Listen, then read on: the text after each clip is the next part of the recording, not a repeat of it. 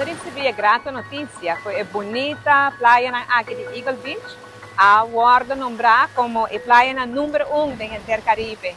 E para o que está em mundo está na número 2. E essa aqui é algo que nós estamos muito orgulhosos de ver, muito contentes também. Essa aqui é uma nominação que vem TripAdvisor e ela vem do turista que está visitando aqui. A fazer recomendação aqui. E assim a Aruba a Ghana número 1 com nós Eagle Beach.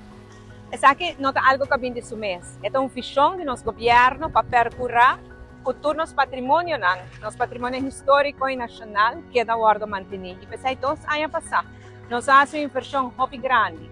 Nós decidimos que nós vamos fazer uma limpeza total de nossa praia, aqui na Eagle Beach e também outra praia. Nós ponemos santo novo, nós preparamos de tal forma que toda gente por gosta de ver. Pero coisa, nós ganhamos prêmio que agora aqui nós ganhamos junto, porque nós todos assim, agora aqui está junto, nós meses seguir trabalhando para manter.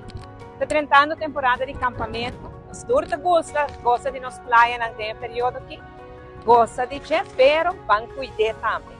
Tenha conta que como por hasi, não por hasi, não largue praia na sushi, não destruir nossa praia não por usar barbecue, que tipo de coisa assim, ou que colam aqui na riba, nos praia, tenha conta que tudo sei, assim, nós temos hobby bonita praia, para hobby tempo aí. Juntos nós logramos aqui e juntos nós vamos manter também.